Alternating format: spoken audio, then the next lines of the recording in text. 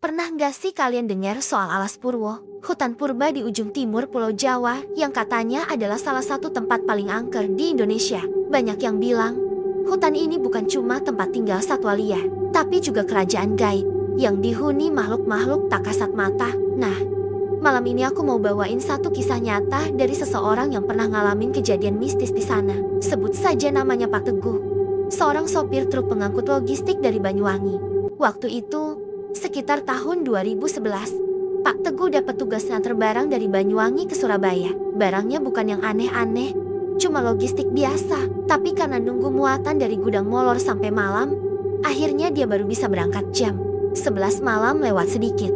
Jalur yang dia pilih waktu itu bukan jalur Pantura, tapi motong lewat arah selatan, ngelewatin daerah yang kata orang-orang, katanya sih agak rawan.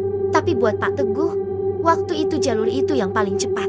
Dia udah sering dengar cerita soal Alas Purwo, hutan lebat yang katanya nggak cuma jadi tempat perlindungan hewan liar, tapi juga tempat kerajaan gaib. Tapi ya, Pak Teguh orangnya keras kepala, enggak gampang percaya hal mistis. Saya ini udah biasa nyetir malam, katanya, setan kalah sama logika. Kalimat itu sering dia ulang-ulang, terutama pas lagi ngobrol sama anaknya atau temen-temen sesama sopir. Dia jalan santai aja, muter lagu dari tape tua di truknya, lagu dangdut lawas. Temennya para sopir biar gak ngantuk. Jalanan dari kota masih lama, tapi makin ke pinggir, lampu-lampu mulai jarang. Begitu masuk kawasan hutan, suasananya langsung berubah. Langit gelap gulita, tanpa cahaya bulan. Seakan-akan awan tebal sengaja nutupin semuanya. Pak Teguh mulai ngerasa hawa sekitar jeti beda. AC truk udah dimatiin, tapi hawa di dalam kabin malah dingin. Bukan dingin karena angin malam, tapi dingin yang bikin kulit merinding. Aduh, kok hawanya begini ya? Gumamnya sambil nyetel volume tape lebih kenceng. Tapi suara musik malah mendadak kresek-kresek, lalu mati sendiri. Dia coba nyalain lagi, gagal. Padahal barusan masih normal. Lampu sorot depan truknya juga aneh. Harusnya terang karena udah ganti lampu baru seminggu sebelumnya. Tapi ini malah kayak diselimutin kabut tebal. Jalanan kelihatan pendek banget, padahal biasanya bisa nyorot jauh. Pohon-pohon di pinggir jalan berdiri kaku, diam, tapi berasa kayak ngeliatin. Dan parahnya, udah hampir 15 menit dia nggak ketemu kendaraan satupun. Enggak ada truk, enggak ada motor, bahkan nggak ada cahaya dari kejauhan. Jalan itu sepi, sunyi banget. Pak Teguh mulai nggak tenang. Dia bukan tipe orang yang takut setan, tapi sepi kayak gini bikin siapa aja bisa kepikiran. Dia buka jendela sedikit, berharap bisa dapet udara segar, tapi yang masuk malah bau. Aneh, bau kemenyan, bau tajam banget. Kayak lagi ada orang sembayang, padahal ini tengah hutan, tengah malam. Siapa yang bakar kemenyan di sini? Dia merinding, coba nutup jendela pelan-pelan, tapi bau itu makin kuat, kayak nempel di kulit, nyelusup ke hidung, terus turun ke dada. Pak Teguh mulai doa dalam hati, baca apa aja yang dia ingat. Lalu dia lihat sesuatu di depan, jembatan kecil. Jembatan itu sempit banget, cuma muat satu kendaraan. Nggak ada pagar di sampingnya. Beton tuanya udah mulai retak-retak, dan nggak ada satupun lampu di sekitar situ. Bawahnya kelihatan hitam, entah itu sungai atau jurang. Tapi bener-bener nggak kelihatan dasarnya. Pak Teguh ngurangin kecepatan, bersiap buat naik ke jembatan. Tapi pas roda depan nyentuh permukaan jembatan, mesin truknya mati total. Brak, semua lampu padam, mesin mati, tape mati, bahkan klakson pun gak bunyi. Kayak ada yang nyabut seluruh aliran listrik dari baterai. Dia panik, coba starter, enggak bisa. Coba buka pintu dan turun buat periksa kap mesin. Dingin banget angin malam nyambut dia begitu keluar. Bau kemenyan makin menusuk, dan saat dia buka kap mesin, dari bawah jembatan terdengar suara halus, samar, tapi jelas. Suara gamelan, bukan musik dari speaker atau tape. Ini suara alat musik tradisional Jawa, gong, kenong, saron, lengkap. Dan bukan cuma suara gamelan, tapi juga suara tawa cekikikan. Suara perempuan, pelan, nyindir, nyentil, kayak ketawa yang ngeledek. Pak Teguh langsung mundur, merinding seluruh badannya. Kap mesin dibiarkan terbuka. Dia lari ke kabin dan ngunci pintu. Tapi begitu masuk, dia lihat kaca spion tengah, dan jantungnya nyaris copot. Ada bayangan perempuan duduk di bak belakang truknya, rambut panjang, baju lusuh putih, diam, tapi senyumnya lebar banget, matanya melotot. Nafas Pak Teguh mulai berat, tangan gemetar. dia langsung baca doa. Tapi mulutnya gemeteran. Suara gamelan dari bawah jembatan makin kencang. Cekikikan itu juga makin banyak.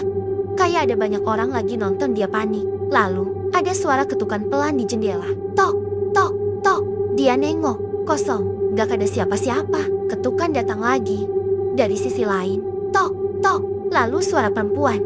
Tapi bukan dari luar. Dari dalam kabin. Tepat di belakang telinganya. Loh, kok belum jalan? Pak Teguh refleks nengok. Gak ada siapa-siapa. Tapi AC mobil tiba-tiba nyala sendiri. Nyembur hawa dingin. Dia nekat putar kunci starter sambil teriak. Kali ini mesin hidup. Lampu nyala. Tape nyala. Dia tancap gas sekuat tenaga. Truk melaju melewati jembatan itu tanpa nengok ke belakang. Tapi sepanjang jalan, dia merasa ada yang duduk di kursi penumpang. Diam, enggak bergerak. Tapi hawa dinginnya nyata. Begitu keluar dari kawasan jembatan dan masuk jalan agak terbuka, lampu-lampu jalan mulai muncul. Mobil-mobil mulai kelihatan lagi. Hawa dingin langsung hilang. Bau kemenyan juga mendadak lenyap. Pak Teguh gak berani ngomong apa-apa. Dia jalan terus sampai rest area kecil di dekat Situ Bondo. Di situ dia berhenti, turun dari truk, dan langsung sujud syukur. Mukanya pucat. Keringat dingin muncul dari pelipis meskipun udaranya dingin. Saat itu juga dia sadar setan mungkin gak bisa dilawan pakai logika. Dan sejak malam itu, Pak Teguh gak pernah lagi lewat jalur itu malam-malam. Bahkan kalau kepepet, dia bakal pilih muter lebih jauh asal gak harus lewat jembatan setan di Alas Purwo itu lagi. Kalau cerita ini kalian dengar sambil sendirian, coba deh dengerin baik-baik. Siapa tahu, dari belakang kalian ada yang juga lagi dengerin. Setelah kejadian semalam, Pak Teguh butuh waktu beberapa hari buat tenangin diri. Badannya masih demam ringan, dan tiap kali dia merem, bayangan perempuan yang duduk di bak truk itu masih muncul jelas.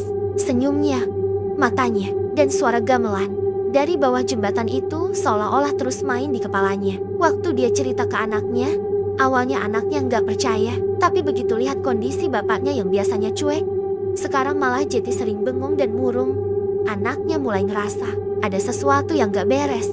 Apalagi pas Pak Teguh bilang, saya kayak bawa pulang sesuatu. Leh, rasanya omah iki kayak dingin terus dan sepi. Anaknya jadi ikut merinding. Soalnya dia juga ngerasa beberapa hari ini rumah Mang beda. Gak seperti biasanya. Ayam peliharaan mereka tiba-tiba pada ribut tengah malam. Kucing peliharaan yang biasanya tidur di dekat dapur sekarang gak pernah balik lagi. Dan paling bikin merinding, 2 malam berturut-turut mereka semua dengar suara gamelan samar dari belakang rumah. Padahal rumah Pak Teguh itu bukan di daerah kampung adat atau dekat sanggar seni. Gak mungkin ada yang mainin gamelan tengah malam. Malam ketiga setelah kejadian itu, Pak Teguh mimpi aneh. Dalam mimpi, dia lagi nyetir truk sendirian. Jalannya lurus, panjang, tapi gelap. Gak ada satupun cahaya. Tiba-tiba, dia lihat perempuan berbaju putih berdiri di tengah jalan sambil bawa sesuatu di tangannya. Bukan boneka, bukan bunga, tapi kepala kambing yang masih berdarah. Perempuan itu senyum, lalu pelan-pelan jalan mendekat ke arah truk. Pak Teguh coba injak rem, tapi remnya belum. Dia teriak, tapi suara dia gak keluar. Semakin dekat perempuan itu, semakin gelap pandangan dia, sampai akhirnya semuanya hitam total. Dia kebangun dengan nafas ngos-ngosan, baju tidur basah oleh keringat. Jam di dinding nunjukin jam 2:33 dini hari. Dan di luar rumah, suara gamelan itu terdengar lagi. Tapi kali ini, gak cuma gamelan, ada suara ketukan pintu, perlahan, 3 kali. Tok, tok, tok. Pak Teguh nahan napas. Dia gak berani gerak, cuma bisa duduk di kasur sambil merem dan komat-kamit baca doa. Ketukan itu berhenti, tapi diganti suara lain. Suara perempuan, halus, pelan, dari depan rumah. Pak, tolong bukain. Saya ketinggalan sesuatu. Nih truk sampean. Pak Teguh langsung teriak dalam hati. Baca apa aja yang dia bisa. Suara itu lama-lama menghilang. Gamelan pun ikut menghilang. Tapi hawa dingin itu bertahan sampai subuh. Besok paginya, Pak Teguh nekat cerita ke temannya sesama sopir yang biasa mangkal di warung terminal. Temennya, Pak Roji, langsung pucat begitu dengar cerita Pak Teguh dari awal sampai akhir. Waduh, Tek, kamu beneran lewat jembatan itu? Tengah malam pula. Pak Teguh cuma angguk pelan. Pak Roji ngelus dada. Itu jembatan Mang Angker. Bro, udah. Banyak kejadian aneh di sana. Tapi kebanyakan orang gak mau cerita. Ada yang lihat cewek nyebrang malam-malam. Tapi pas dideketin, dia jalan melayang. Ada juga yang bilang, kalau kamu dengar suara gamelan dari bawah jembatan itu, artinya kamu diundang masuk ke dunia mereka. Dunia siapa? Tanya Pak Teguh. Dunia mereka. Penghuni Alas Purwo. Katanya sih, itu bukan sekadar hutan biasa. Itu gerbang antara dua alam. Kalau kamu terlalu dekat, terlalu penasaran, atau terlalu sombong, ya bisa-bisa kamu dibawa. Pak Teguh langsung nunduk. Dia ingat betul. Sebelum berangkat dia sempat nyeletuk. Setan kalah sama logika. Mungkin kalimat itu yang bikin dia disambut. Pak Roji saranin Pak Teguh buat bersihin diri secara spiritual. Minta tolong orang pintar yang ngerti, katanya. Soalnya kalau bener kamu bawa pulang sesuatu dari sana, itu bisa nempel lama. Akhirnya malam harinya, anak Pak Teguh manggil Pak Kiai dari kampung sebelah buat dateng dan bantu. Kiai itu langsung tahu ada yang gak beres begitu nginjek halaman rumah Pak Teguh. Dia diam sebentar, lalu bilang, di truknya ada yang duduk. Pak, sejak malam itu, dia belum turun. Mereka langsung jalan bareng ke garasi. Truk itu diparkir di pojokan, di bawah pohon mangga. Truknya kelihatan biasa aja. Tapi begitu Kiai mulai baca-baca doa dan percikan air dari botol kecil, truk itu bergetar sendiri. Pak Teguh dan anaknya kaget. Kiai tetap tenang. Dia terus baca, makin kenceng, sampai tiba-tiba kaca spion kanan truk retak sendiri. Seolah ada yang nendang dari dalam. Suara tawa kecil terdengar dari kabin. Pak Teguh langsung lemas.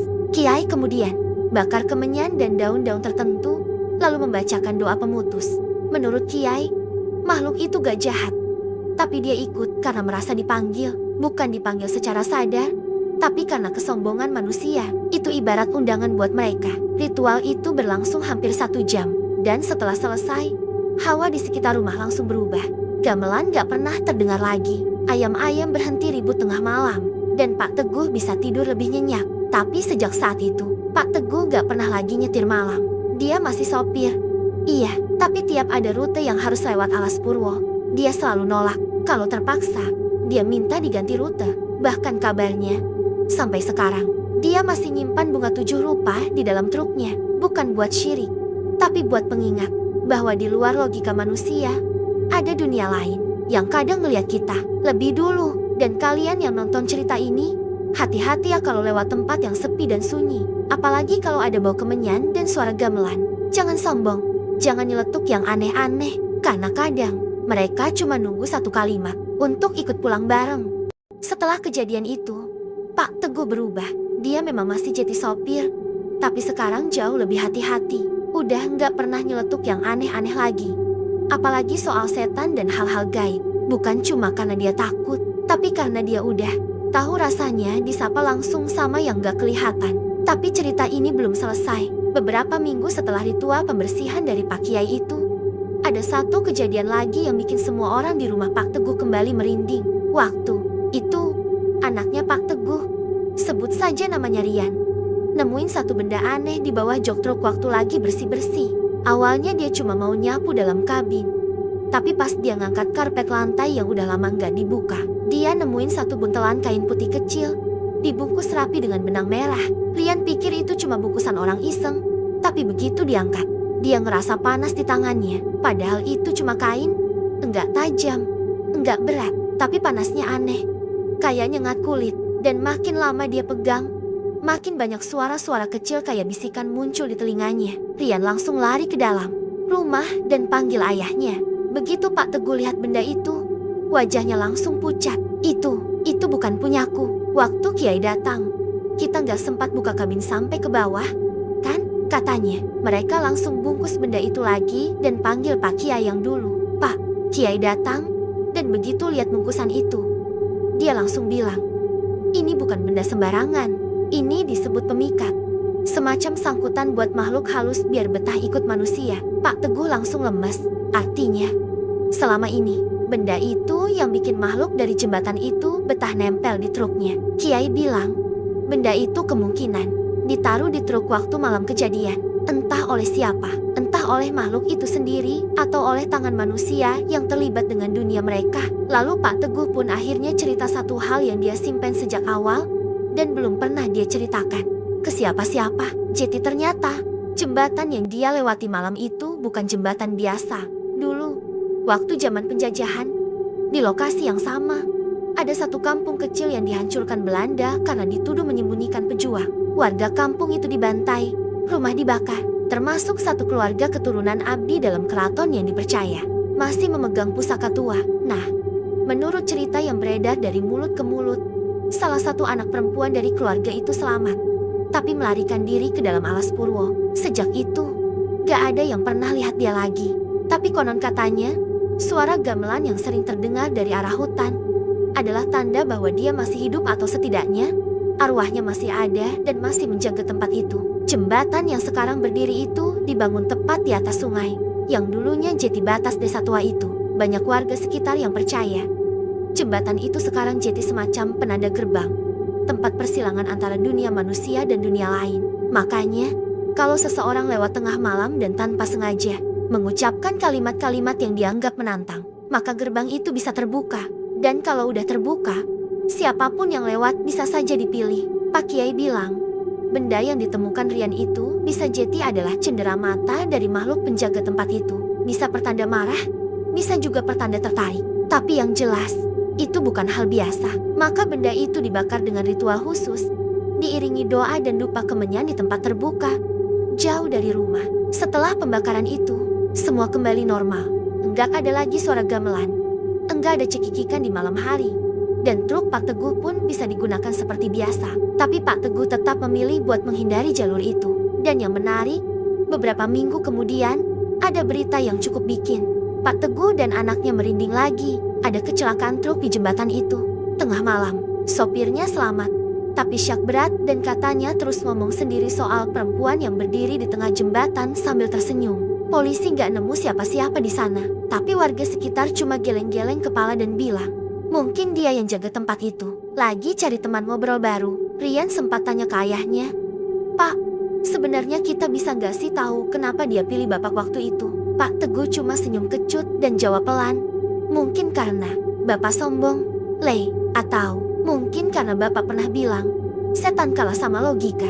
Dan sejak hari itu, tiap kali ada sopir baru di terminal, cerita soal jembatan setan di Alas Purwo itu selalu jadi topik yang muncul. Sebagian masih nganggep itu mitos, tapi buat mereka yang udah ngalamin langsung, itu bukan sekadar cerita, itu peringatan. Dan buat kalian yang dengerin cerita ini sampai habis, coba deh ingat satu hal. Kalau suatu malam kamu lewat jalan sepi, lalu nyium bau kemenyan, atau dengar suara gamelan samar dari kejauhan, jangan dilawan, jangan diladenin, dan jangan sesekali nyeletuk macam-macam. Karena mungkin kamu bukan cuma lewat, tapi sedang dipanggil. Kalau kamu suka cerita ini, boleh bantu like, komen, dan share. Dan kalau kamu punya pengalaman mistis atau tahu urban legend dari daerahmu, tulis di kolom komentar ya. Siapa tahu bisa jadi cerita selanjutnya. Sampai ketemu di kisah horor berikutnya. Hati-hati kalau malam.